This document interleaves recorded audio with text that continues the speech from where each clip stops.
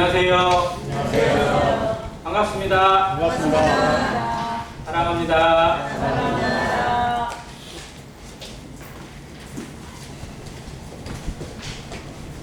사회자가 말한 대로 로마서 말씀 보도록 하겠습니다. 로마서 1장입니다.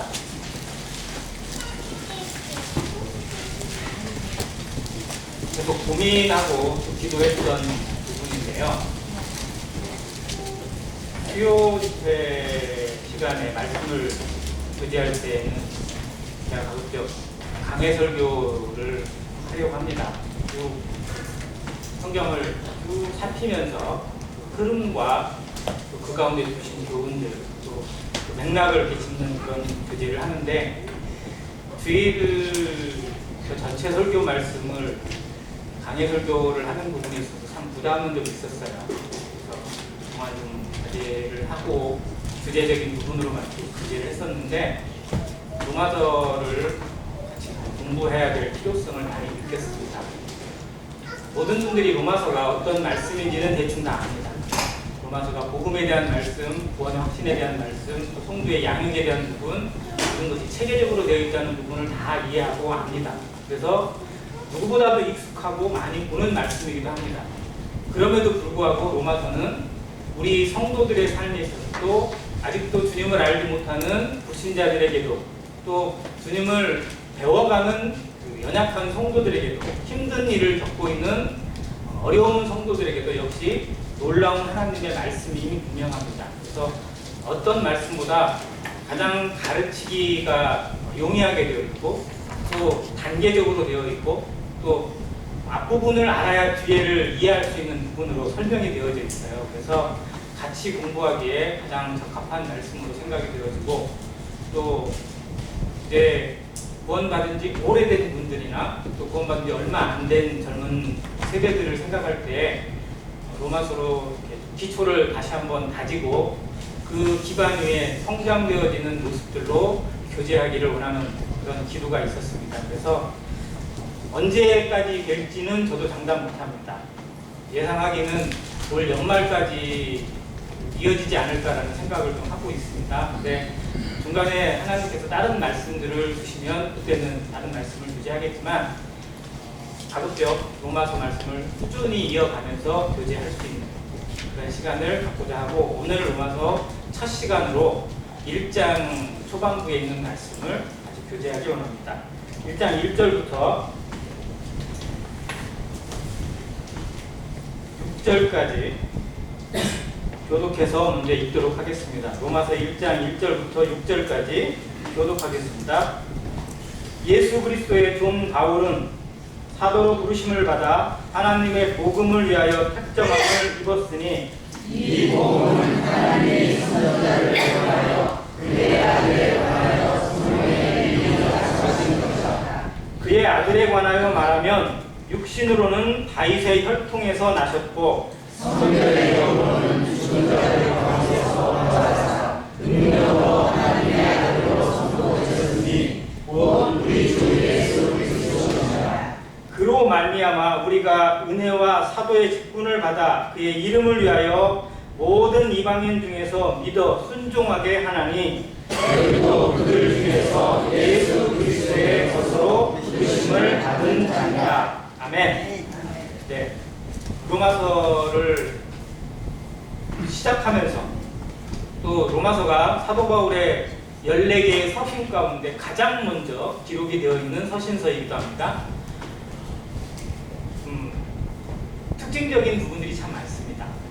로마에 있는 성도들에게 기록한 내용이긴 하지만 그 기록 목적이 뭐냐면, 그들이 체계적인 복음 가운데 복음의 말씀이나 교리를 들은 사람들이 아니기 때문에 뿌리가 약했어요. 그래서 그들에게 더욱더 좀 체계적인 가르침이 필요했고, 동시에 로마 성도들뿐만 아니라 모든 성도들에게 이 교훈의 말씀이, 이 복음의 교리가 확고하게 자리 잡게 되기를 바라는 마음도 또한 동일하게 기록되어 있습니다. 로마서를 묵상하면서 나름대로 로마서에 꼭 기억해야 되고 붙들어야 되고 알아야 될 핵심 구절을 한번, 그러니까 단어를 한번 몇 가지 생각해 봤어요.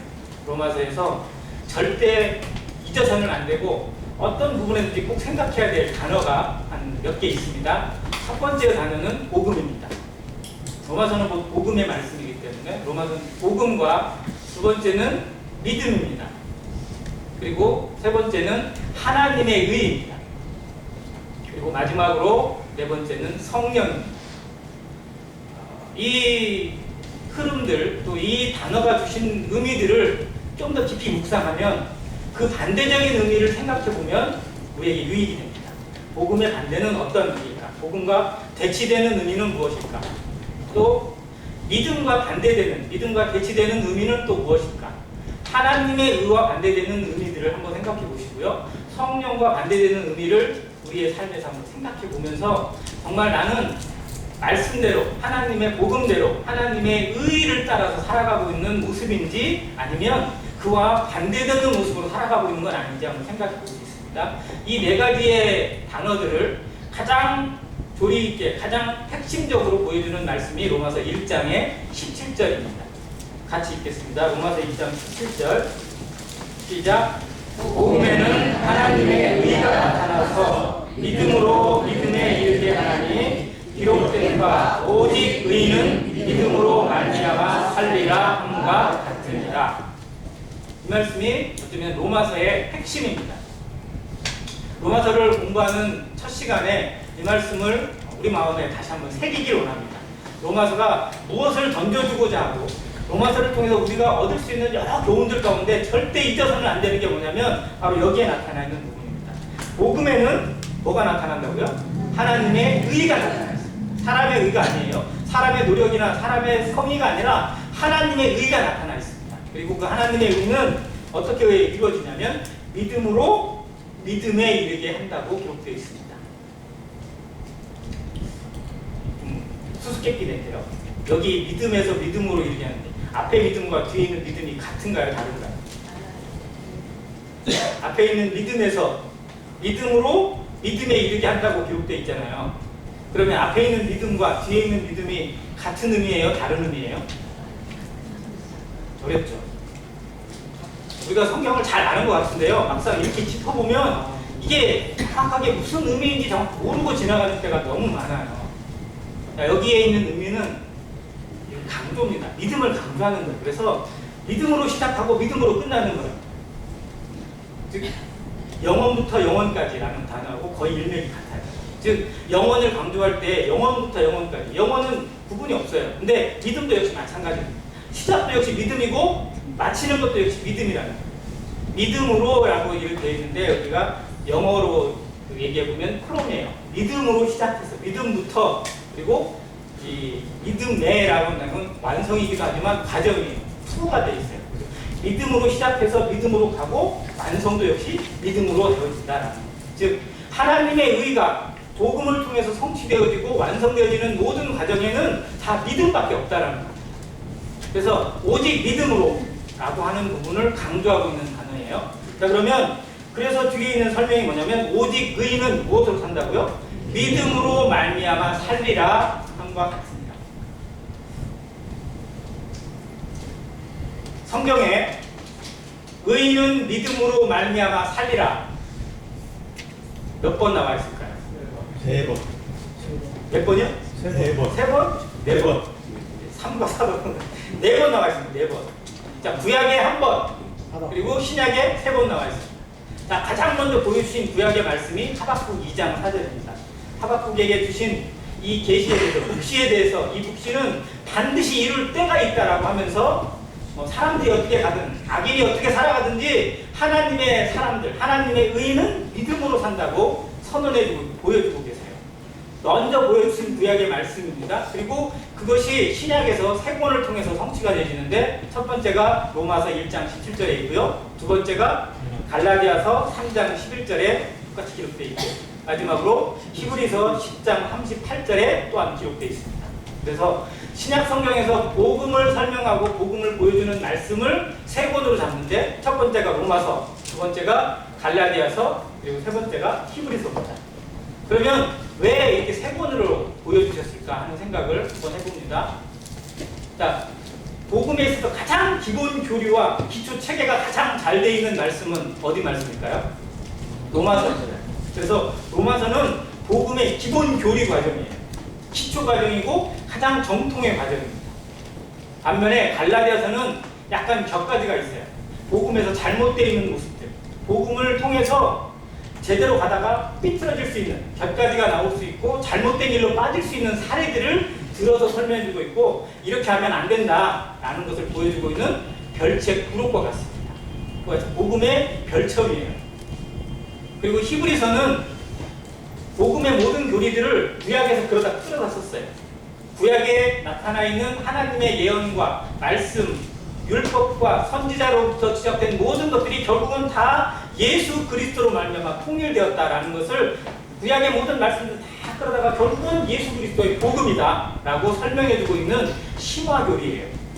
그래서 기본 교리, 그리고 별첨부록, 심화 과정, 이런 식으로 이해를 하시면 도움이 됩니다. 그래서 그냥 복음에 대해서 조금 더 깊이 있게 공부를 해보고 싶다, 복음에 대해서 성경적인 어떤 그림을 같이 공부하고 싶은 그런 성도님들은 히브리서를 쭉 체계적으로 공부하면 도움이 되고요. 복음에서 잘못될 수 있는 부분들, 좀 이상한 교리들이나 이런 잘못된 것들은 갈라디아서를 공부하면 조금 도움이 됩니다. 그러나 그 모든 교리의 핵심의 기본은 로마서에 있습니다. 그래서 로마서가 공부가 안 되고 그런 공부를 해봐야 별로 도움이 안 됩니다. 그래서 어떤 말씀보다도 로마서를 더 깊이 있게 공부하고 묵상하고 생각하면서 또 체계적으로 읽으면서 함께 공부하는 시간이 되기를 원합니다. 먼저 1장 1절을 보겠습니다. 예수 그리스도의 종 바울, 그리고 사도로 부르심을 받아 하나님의 복음을 위하여 택정함을 입었다고 스스로를 소개합니다. 우리를 소개할 수 있는, 우리를 나타낼 수 있는 소개서가, 자기소개서가 있어요. 직장에 취업하거나 어디에 입사 원서를 내거나 할 때 자기소개서, 소개가 되고 자소서라고 얘기를 해요. 취업을 생각하고 준비하고 있는 대학생들이나 이런 사람들은 자기소개서가 얼마나 그 사람 피를 많이 흘렸지 경험을 해봤을 겁니다. 요즘은 인터넷에서 돈 받고 자기소개서를 써주는 그런 데도 많아요. 물론 뭐 어디나 다 있습니다. 근데 자기소개를 쓸 때 가장 핵심적으로 고민하는 게 뭐냐면, 나를 얼마나 효과적으로 가장 잘 설명할 수 있을까. 왜? 자기 과시를 해야 되죠. 자기 PR을 해야 되잖아요. 나는 이런 사람이다. 그걸 글로 설명을 해야 돼요. 글로 보여줘야 돼요. 사람의 얼굴로 보여주는 면접이 있지만 면접 전에 이미 글로 보거든요. 그리고 평가해서 이 사람은 된다 안 된다 이 평가를 해서 버리니까 잘 써야 되잖아요. 그러면 하나님께서 우리를 바라보실 때 우리는 하나님 앞에 어떠한 사람, 성도들에게 나는 어떠한 성도로 드러나길 원하는지 우리의 마음에서도 이걸 써가고 있습니다. 우리가 매일 매 순간마다 어쩌면 하나님 앞에 자기소개서를, 성도들 앞에 자기소개서를 쓰고 있는 사람들이에요. 그래서 나는 하나님 앞에 어떠한 사람인지 늘 기억하시길 바랍니다. 나는 그리스도의 종인지, 아니면 그냥 내 인생 내 것으로 사는 장현수인지, 우리는 이 양단 간에 항상 결정해야 되고 고민하고 또 선택해야 합니다. 예수 그리스도의 종 바울이라고 하는 이 단어 속에 정말 사도 바울의 인생이 담겨 있고 그의 삶이 담겨 있습니다.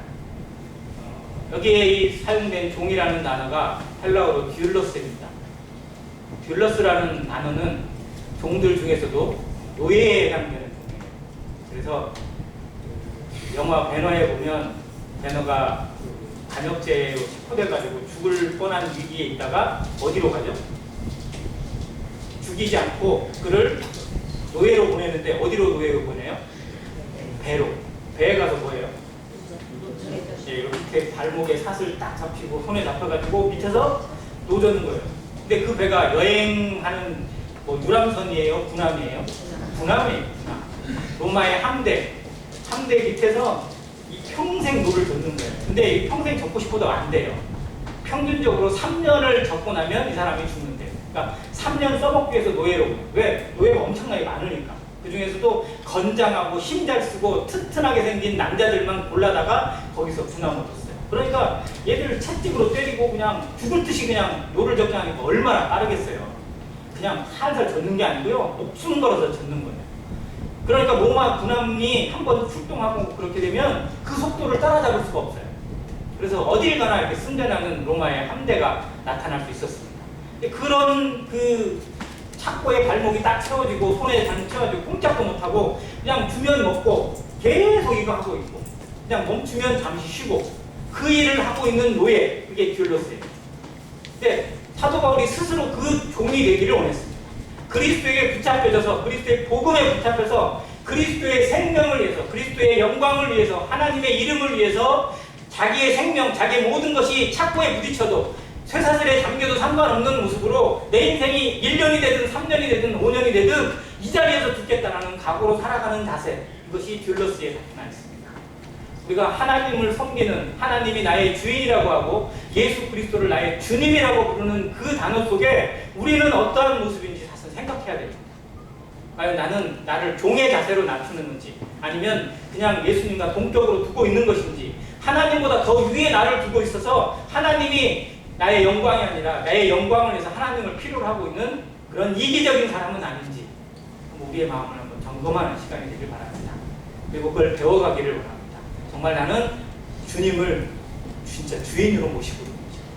나는 주님 앞에 종의 모습, 청지기의 모습, 심부름꾼의 모습, 그러한 충성된 종으로 살아가고 있는 것인지 우리의 삶을 이 말씀 1장 1절을 통해서 돌아보고 반성하고 그리고 자백할 것이 있다고, 회개할 것이 있으면 회개하는 그런 시간이 되길 바랍니다. 내 자세가 잘못되어 있으면, 내 자세가 주님 앞에 올바르지 못하면 나를 통해서 나타나는 모든 것들이 어그러집니다. 나의 입에서 나가는 말도 오해받을 수밖에 없고요. 내가 만나는 사람들과의 모든 관계도 틀어질 수밖에 없습니다. 하나님 앞에 나의 자세가 바로 서 있어야 합니다.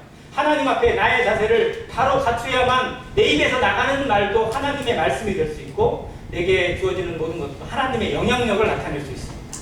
그것이 잘못되는 순간에 아무리 좋은 말을 해도 인정을 받지 못해요. 국회의원 아들 하나가 음주운전을 하다가 사고를 냈어요. 근데 운전자 바꿔치기라고 그러나요? 내가 운전 안 한 것처럼 내가 음주운전했습니다. 자기 다른 사람을 통해가지고 사고를 처리하면서 자기가 아닌 사람이 운전한 것처럼 신고를 하고 운전자 바꿔치기를 한 거예요. 그리고 그게 발각이 됐어요. 그러니까 음주운전의 사고에 약간 뺑소니도 있었다고 그러더라고요. 거기에 운전자 바꿔치기까지 했어요. 그러면 종합 세트예요, 어떻게 보면. 근데 이 사람이 국회의원 아들이었어요. 누군지 아시죠? 근데 이 사람이 이런 뇌를 범하고 이렇게 됐어요. 그리고 거기에 합의까지 이렇게 유도했다고 그래요. 자기 아버지의 백으로. 그러면 이 사람이 범죄자이 아니에요? 범죄자가 심각한 범죄자. 일반인이 아마 부재죄를 했다고 하면 빼도 박도 못하고 정말로 그냥 그랬을 거예요. 근데 아무튼 아버지를 잘 둬서 보니까 이 사람이 집행유예로 풀려났어요.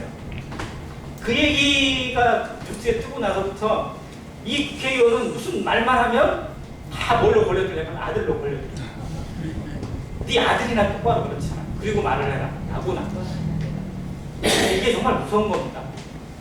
어떠한 신분에 있고 어떠한 위치 가운데 있는 사람이 자기의 관리를 제대로 하지 못하고 자기 집안 단속을 제대로 하지 못한 채에 뭔가를 아무리 열심히 노력을 해도 인정을 받을 수가 없어요. 이건 대단히 중요한 일입니다.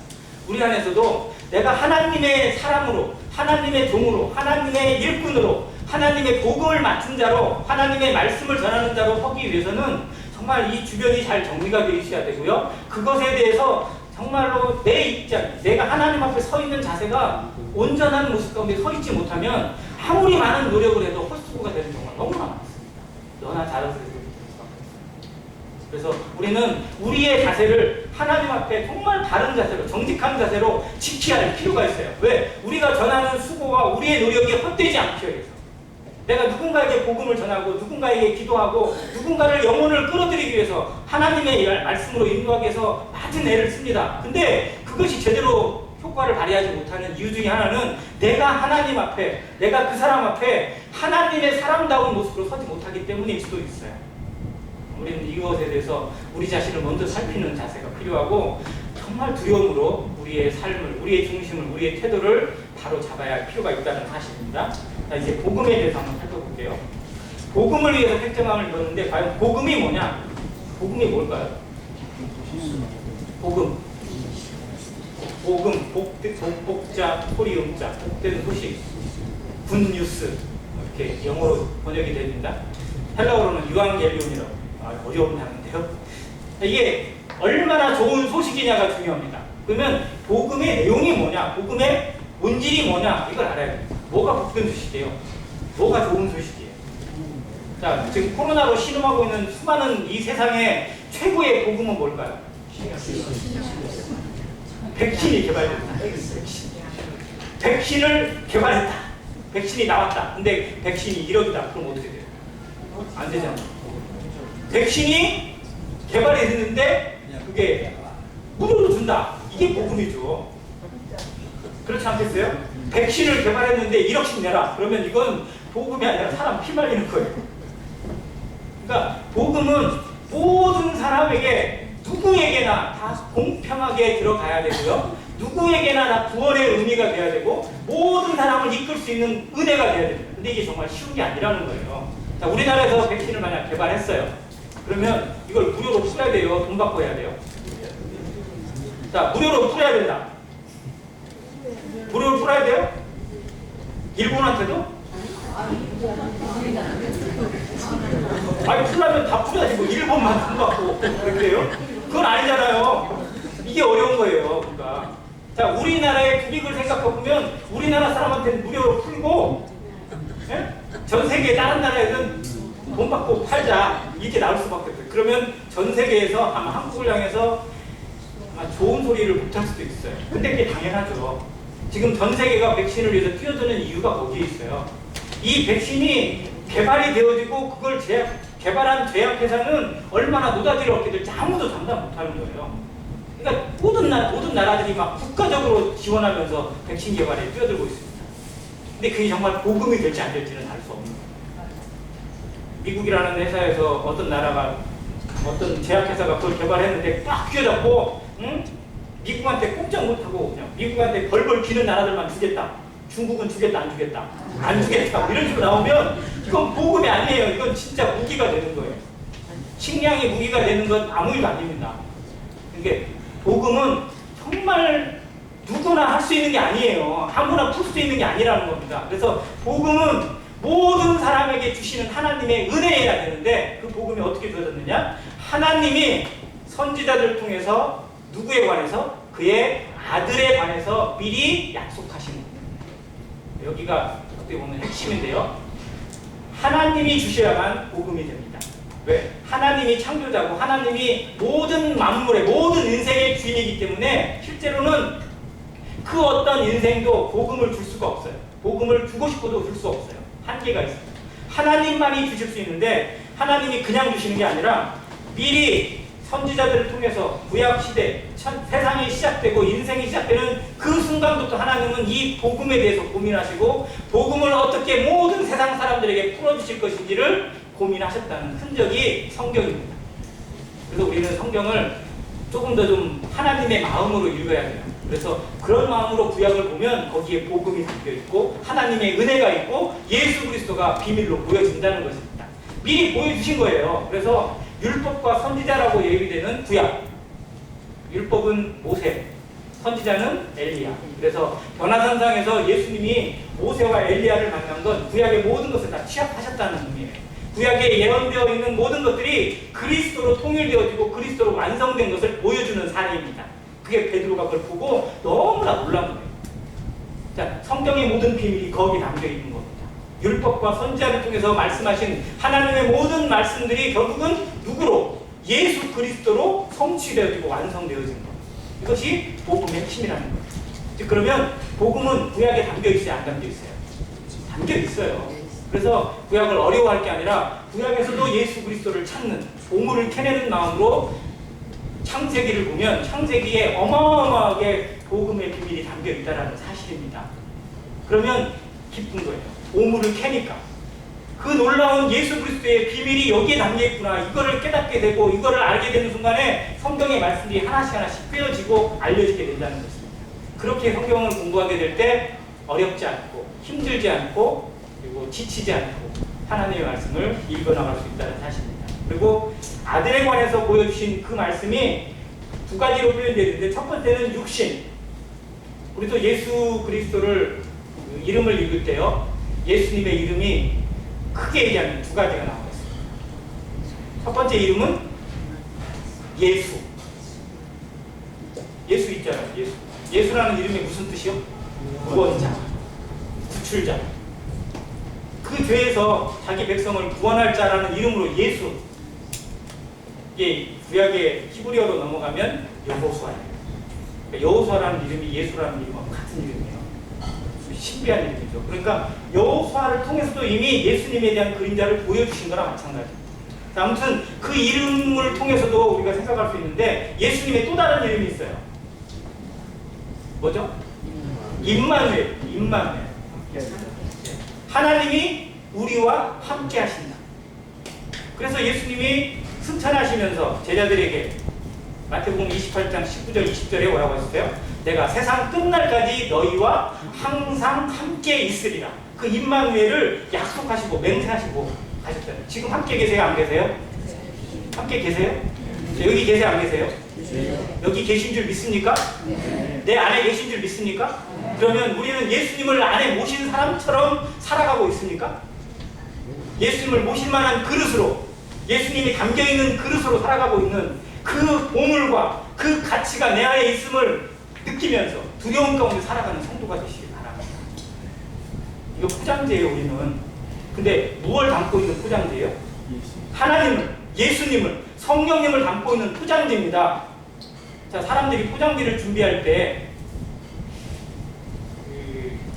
그냥 그릇이요, 그릇. 밥그릇이나 뭐 국그릇이나 이런 그런 그릇을 쌀 때는 주로 어디다 싸죠? 주로 뭘로 많이 싸요? 그냥 신문지에다 많이 싸요, 이렇게. 근데 정말 막 몇 억짜리 되는 집에 가장 귀한 보자기 같은 거나 엄청나게 비싼 그런 물건을 살 때는 신문지로 쌀까요, 안 쌀까요? 안 싸죠. 그걸로 쌀 수가 없고. 그건 막 아마 절대 깨지지 않는 뭐 그런 진공 포장되어 있는 그런 거에다 덮고 뭐 윤 같은 걸로 막 덮고 뭐 아무튼 최고의 어떤 그런 걸로 덮을 거예요. 즉 우리가 하나님을 안에 모시고 있는 그러한 인생이고 그러한 껍데기라면요, 우리 자신을 더욱더 거룩한 모습으로 하나님의 이름이 담기고 하나님의 능력이 담긴 모습으로 관리해야 될 필요가 있다는 겁니다. 성도가 마음대로 살아서는 안 되고요, 함부로 말해서도 안 되는 이유가 여기에 있어요. 내 안에 하나님이 계십니다. 하나님이 말씀하시는 것처럼 말해야 하고 하나님이 공급하시는 힘으로 공급하고 섬기고 일하라고 하셨어요. 그래서 우리에는 하나님이 나타나야 합니다. 내 말에 하나님이 나타나고 내 행동과 내 모든 것에 하나님이 담겨있는 성도, 그것이 안회교회 모든 성도의 삶이기를 간절히 원합니다. 자, 이 이름으로 예수란 이름을 주셨고, 근데 육신으로는 다윗의 혈통에서 주셨어요.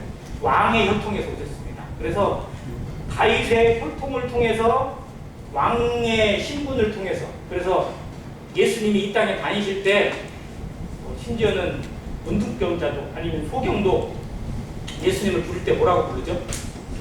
다윗의 자손 예수예요. 이게 대단한 이름이에요. 그냥 나사렛 예수여 라고 부르면 때로는 예수님을 깔보는 겁니다. 나사렛 예수라는 이름은 뜻은, 나사렛은 정말 거지 동네잖아요. 그러니까 그 천박한 동네에서 누구 표현대로 뒷골 출신이라고 하면 별로 안 좋아하셨잖아요. 근데 뒷골 출신이 얼마나 영광스러워요, 지금 생각해보면. 자, 근데 하나님의 그 아들 예수 그리스도를 부를 때, 야 나사렛 예수 이렇게 부르면 그 예수님이 아마 조금 좀 그야말로 친밀하게 여기지 않으실 것 같아요. 오죽하면 나사렛에서 무슨 선한 것이 나겠느냐라고 할 정도로 그런 마음이 들었잖아요. 근데 다윗의 자손 예수여라는 이름 속에는 뭐가 담겨있냐면 왕으로 오신 예수님라는 의미예요. 이스라엘의 왕으로 오신 예수, 즉 헤롯이 죽이려고 했던 예수, 헤롯이 자기의 왕위를 지키기 위해서 그렇게 혈안이 됐던 예수 그리스도를 백성들은 누구로 인정하고 있냐면 우리들의 왕으로 인정하는 모습이 담겨 있어요. 저분이 우리 왕이 되어야 된다. 저분이 우리 왕이다라는 의미가 담겨 있어요. 근데 이들이 생각하는 왕은 그들을 죄에서 구원하는 왕이 아니라 어디서 구원하는가? 로마에서 구원하고 이 세상에서 떵떵거리고 살게 해주는 왕. 우리도 가끔 그런 왕을 원하잖아요. 로또만 맞아봐라. 그러니까 그냥 로또 맞으면 뭐부터 바꾼다고요? 차 바꾸고 집 바꾸고 뭐 바꾸고 값도 바꾸고 아무튼 세상 사람들이 원하는 왕하고 똑같은 왕의 수준이었어요. 그러니까 예수님은 그런 왕이 되실 수가 없어서 그들을 오히려 떠나신 겁니다. 유대인들은요, 예수님이 철저히 유대인만을 위해서 자기 민족만을 위해서 나서주기를 원했어요. 제자들도 마찬가지였어요. 제자들도 예수님이 저 이방인들에게 찾아가고 엉뚱한 사람들이 찾아가서 복음 전하고 그들을 구해주는 거 별로 반가워하지 않았어요. 왜? 우리하고 상관없는 사람들인데 왜 저들한테 찾아가는 이해를 못했어요. 그래서 예수님이 유대인의 왕이 되면 자기들은 뭐가 되는 겁니까? 베드로는 예수님 수제자니까 그 자리에서 한 자리 해먹잖아요. 그러니까 오죽하면 요한과 야고보의 엄마는 예수님과 친척이란 말이에요. 예수님의 어머니 마리아하고도 친척이에요. 그러니까 친분을 내세워서 예수님 앞에 찾아와가지고 예수님 당신의 나라 임하실 때 내 아들을 하나는 북한에 하나는 좌파에 다 양쪽에 배치시키십시오. 그런 청탁을 할 정도로 예수님이 왕이라는 단어가 그런 의미예요. 그러니까 이 단어는 육신적입니다. 어떻게 보면. 그러나 예수님은 아무튼 왕으로 오신 분이에요. 그리고 유대인의 왕으로 아니라 온 세상의 왕으로. 그래서 동방에 온 박사들, 동방으로부터 온 박사들, 유대인이 아니잖아요. 이들이 유대인의 왕으로 오신 예수 그리스도를 경배하러 온 이유가 거기에 있어요. 이분은 그냥 한 민족의 왕이 아니라 온 세상의 왕이고 우리의 왕이라는 사실을 깨달았기 때문에 경배를 드리러 온 겁니다. 우리가 예수님을 그냥 유대인의 어떤 한 청년으로, 유대인의 어떤 분으로만 인정하게 되고 알게 된다면 우리가 경배를 하고 그분 앞에 섬기고 그분을 예배해야 될 이유가 없어요. 그러나 나의 왕으로, 우리의 왕으로 오신 예수 그리스도를 깨닫고 믿기 때문에 그분을 예배합니다. 근데 더 중요한 건 뒤에 있어요. 성결의 영입니다. 육신으로만 오신 분이 아니라 영으로서 오신 분인데 그분은 어떤 분으로 나타나셨냐면 죽은 자들 가운데서 부활하사. 자, 이 가치가 정말 복음의 핵심이라고 할 수 있습니다. 뭐예요? 죽은 자들 가운데서 부활하십니다. 부활이 없다면 예수 그리스도는 의미가 없습니다. 부활이 아니라면 예수님의 십자가는 무능이에요. 무기력입니다. 부활이 아니라면. 부활이 이어지지 못했다면 예수님은 억울하게 죽은 거고 무가치하게 죽은 거고 의미 없이 죽은 겁니다. 그러나 예수님의 가장 놀라운 가치, 예수님이 하나님의 아들이 되신 이유는 뭐냐면 부활로 증명되셨기 때문에 그렇습니다. 우리의 신앙도 이 부활 신앙의 기초가 되어 있고 우리가 주일날 모이는 이유도 주님께서 안식 후 첫날 주일에 부활하셨기 때문에 주일에 주님을 예배하는 예배를 드리고 있습니다. 우리가 신앙하는 이 주일에 모이는 것에 대해서 또 예배를 드리는 것에 대해서 어떻게 보면 습관적으로 하다 보니까 그 가치를 모를 수 있는데요. 정말 이건 우리가 이걸 지키는 겁니다. 예수님이 누구신지, 예수님이 왜 우리의 주가 되시는지, 왜 부활하셨는지를 다시 한번 마음에 생각하고 그분을 높여드리고 그분 안에 내가 있고 그분이 나의 왕이고 나의 주님이라는 사실을 고백하는 신앙의 고백이 담겨 있습니다. 자, 죽은 자 가운데서 살아난 사람들이 예수님만 살아나셨나요? 자, 우리가 아는 또 누구도 있죠? 나사로도 죽은 지 나흘, 4일이나 더 지나가지고 무덤에서 썩어 있는데 예수님이 살리셨잖아요. 자, 그러면 나사로도 부활한 건가요?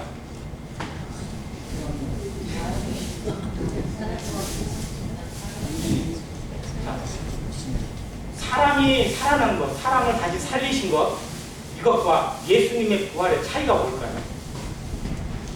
우리가 예수님의 부활을 생각하면서 이걸 분명히 알아야 합니다. 자, 나사로가 살아난 것과 예수님이 부활하신 것의 차이가 뭐예요?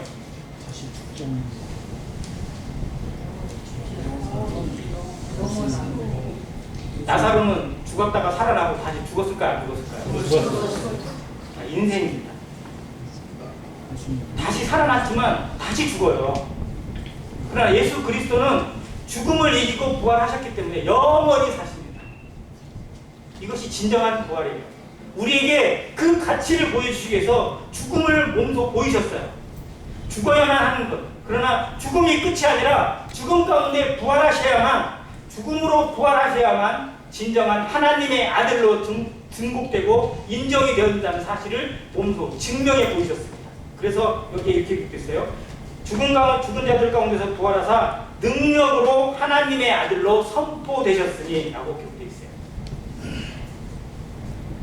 이 부활의 능력과 가치는 고린도전서 15장에 부활장이라고 부르는 말씀에 더 자세하게 기록이 되어 있습니다. 그러나 이 부활의 신앙이 그리스도의 신앙이고 기독교의 신앙이고 우리의 안행교의 신앙입니다. 안행교를 통해서 구원받고 또 이 복음을 통해서 구원받은 모든 성도들이 이 부활 신앙 가운데 거하지 못하고 부활 신앙의 능력을 지키지 못하면 우리의 복음은 헛됩니다.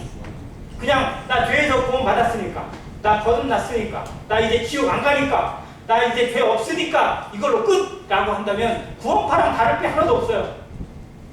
어떻게 살아가든 아무 상관없고 어떠한 삶을 살아가든지 그냥 천국 가니까 괜찮다고 생각한다면 이건 정말 이단이랑 다를 바가 없습니다. 이게 도덕 폐기론자들이에요. 구원 받았으니까 이제 어떤 죄를 져도 상관없다는 거예요. 이건 정말 구원 받은 게 아니라는 겁니다. 물론 정말 구원 받았다면 그 사람이 어떤 범죄에 빠져도 정말 구원이 취소되는 건 아니겠지만 그렇게 살아가라고 구원하신 게 아니라는 거예요. 우리가 왜 죄에서 구원받았는지, 왜 죄에서 우리를 건지시기 위해서 주님이 죽으셔야만 했고 왜 부활하셨는지를 정말 기억한다면 그렇게 살 수 없다는 겁니다. 그것이 뒤에 나와 있어요. 5절에 그로 말미암아 우리가 은혜와 사도의 직분을 받아 그의 이름을 위하여 모든 이방인 중에서 믿어 뭐하게 하나니? 순종하게 하나니. 그러니까 믿음은 무엇을 가져오냐면 순종을, 진짜 믿으면요 순종해요. 진짜 믿음은 우리 안에서 순종하게 만드는 능력이 있습니다. 이게 믿음입니다. 그게 믿음으로 믿음에 이르게 하는 겁니다. 나는 믿는데 순종이 안 돼 라고 하는 건 자기 믿음을 의심해 봐야 돼요. 이렇게 하면 오해하시는 분이 생길 수도 있을지 모르지만 저는 정말 이 부분에 있어서 담대하게 말하고 있습니다. 정말 우리 삶에 순종이 못할 것들이 과연 무엇이 있을 것인지 한번 생각해 보세요. 이건 되고 이건 안 되고 내가 기준 정하지 마세요. 하나님의 말씀이 무엇라 말씀하시는지, 내게 주시는 하나님의 말씀, 모든 사람에게 다 동일한 말씀을 주진 않습니다. 믿음의 분량한 대로 그에게 주시는 말씀의 분량이 분명히 있어요. 그러나 성령이 우리에게 주장하시고 우리에게 말씀하시면 우리가 거기에 노라고 하거나 아니라고 말할 수 없다는 사실입니다. 믿음은 우리에게 순종을 이끌어내는 능력입니다. 성도는 순종하는 것이 너무나 당연하고 순종이 실제로 믿음과 동일한 단어예요. 믿음은 곧 순종입니다. 믿어 순종하게 하시니라고 되어 있고요. 요한복음에는 이 부분을 똑같은 말씀 구절에서 믿는 자는, 또 다음 구절에는 순종치 아니하는 자는이라고 되어 있어요. 즉 믿지 않는 것은 어떻게 보면 순종하지 않는 것입니다. 그래서 우리에게 주신 말씀, 우리가 하나님을 믿는다는 것은 하나님에게 순종한다는 의미가 담겨 있는 거고요. 그것이 하나님의 영광을 위해서 하나님의 말씀을 붙드는 것을 의미하고 있습니다. 그래서 믿음을 다른 말로 해석을 하면 믿음은 붙잡는 거고 버티는 겁니다. 믿음은 우리를 그 말씀에서 떨어지지 않도록 붙잡아주는 능력입니다. 그리고 어떠한 상황이 오더라도 우리를 흔들리지 않게 버티게 만드는 버팀입니다. 견고한 것입니다. 근데 내가 나를 버티게 하는 것이 아니라 하나님의 말씀이 우리를 붙잡습니다. 하나님의 능력이, 성령이 우리를 붙잡기 때문에 누구도 빼앗아갈 수가 없어요. 이것에 대한 증명이 로마서 8장에 나와 있습니다. 그래서 우리 삶에서 이 말씀이 증명되어지고 실천해지는 모습들, 그리고 믿음으로 어떻게 살아가는 것인지, 믿음이 우리에게 주시는 의미들을 다시 한번 이 로마서를 통해서 깊이 생각해보는 시간이 되기를 원합니다.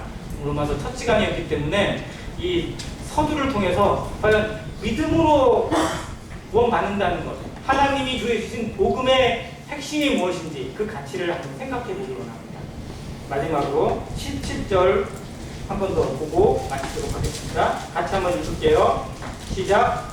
복음에는 하나님의 의가 나타나서 믿음으로 믿음에 이르게 하나니 기록된 바 오직 의인은 믿음으로 말미암아 살리라 함과 같으니라.